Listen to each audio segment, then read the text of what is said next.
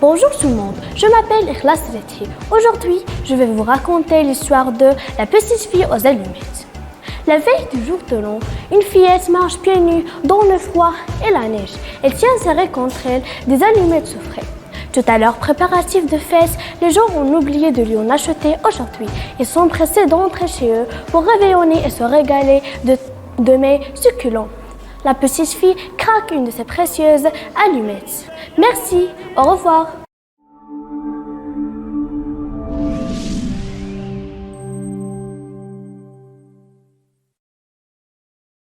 Salut tout le monde, je m'appelle Ismaël Acher. Aujourd'hui, je vais vous présenter une histoire qui m'a plu. Il était une fois un lion qui se reposait dans la jungle. Soudain, une souris vint grimper sur son nez. Le lion se réveilla de très mauvaise humeur, commença à grogner et attrapa la souris. La souris le supplie de le pardonner et lui garantit qu'un jour elle le remboursera. Le lion trouva cela drôle de penser qu'une souris pouvait l'aider, mais il était généreux et l'a finalement libéré. Quelques jours plus tard, le lion était pris dans un filet de chasseurs. Il rugissait bruyamment pour obtenir de l'aide. La souris reconnut sa voix et vint rapidement pour l'aider. Ne sous-estimez pas ce que les autres peuvent faire, bien que cela puisse sembler différent. Ils peuvent tous vous aider.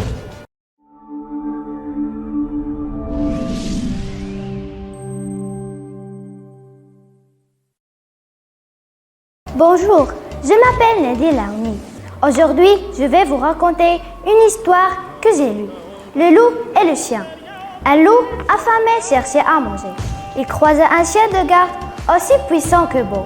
Le loup ne pouvait pas l'attaquer à cause de sa force, de sa taille imposante. Le chien lui conseilla de quitter les bois pour avoir une vie meilleure. Mais le loup remarqua le collier du chien et il se rendit compte que le chien était souvent attaché et qu'il n'aurait plus de liberté s'il écoutait le chien, donc il refusa et s'enfuit. La liberté n'a pas de prix. Merci pour votre attention.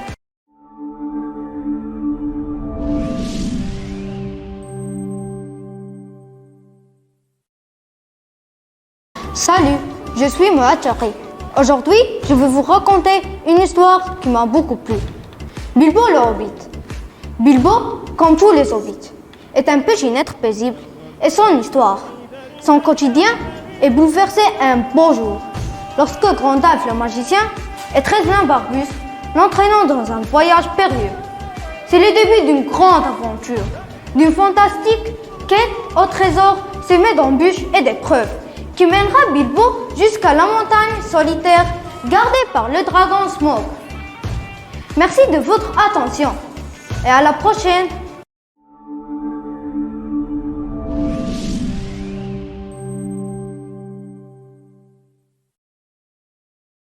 Salut tout le monde, je suis Jihan Simkeli et aujourd'hui je vais vous raconter une intéressante histoire. La raison du plus fort est toujours la meilleure.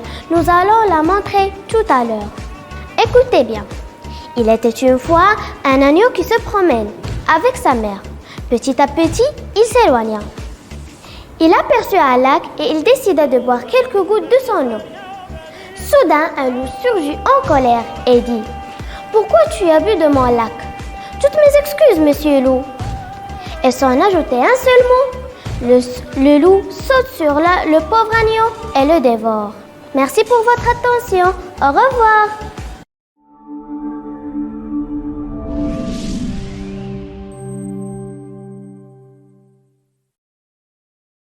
Bonjour à tous, je suis Qatassoun Adel Azmi.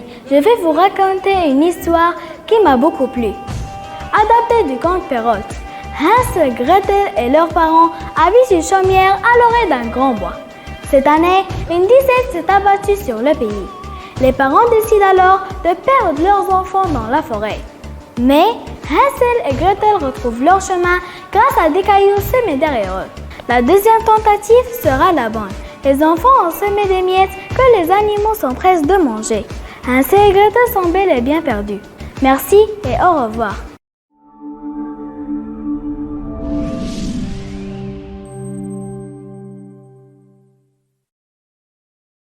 Salut tout le monde, je me présente. Je suis Dekir Badak. Aujourd'hui, je vais vous raconter une histoire qui m'a beaucoup plu. Eragon et le dragon. Vous la connaissez? On commence. Jeune garçon de ferme, Eragon mène une vie simple, jusqu'au jour où il ramasse dans la forêt une étrange pierre bleue. Le garçon découvre qu'il s'agit d'un œuf et assiste bientôt à la naissance d'un dragon.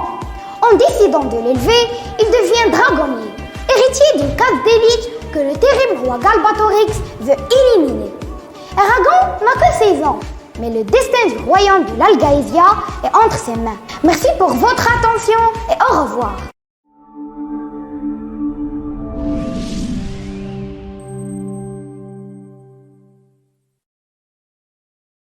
Je m'appelle Doha Kaloun.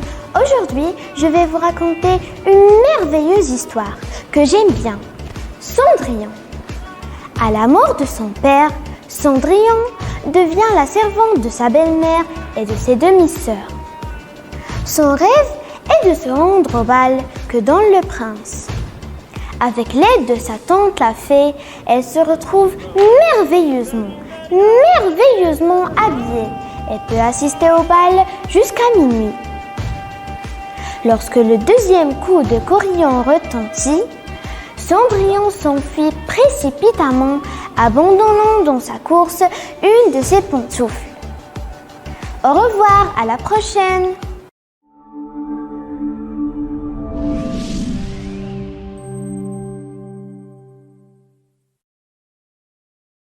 Salut tout le monde, je suis Hajar Moueki. Aujourd'hui, je vais vous raconter une histoire intéressante. La princesse rose et l'oiseau d'or. Vous le savez? Faites attention et écoutez. Il était une fois une magnifique princesse qui vivait dans un royaume très lointain. Sa beauté est unique car elle avait de longs cheveux rouges et elle adorait les roses. Elle les aimait tellement que tout le monde l'appelait Princesse Rose. Un jour, elle est sortie au balcon. Elle frappa à ses mains, puis un oiseau d'or s'est posé sur son épaule. Elle commença à chanter pour que tout le monde rêve des jolis rêves. Toujours, la même chose se répète. Jusqu'un jour, une sorcière jeta sur la princesse une malédiction et ses cheveux deviennent noirs. Chaque nuit, les habitants du royaume voient des cauchemars. Et l'oiseau dit à la princesse: cheveux noirs, dont eau de rose. Et ce que la princesse a fait. Elle est devenue encore comme elle était.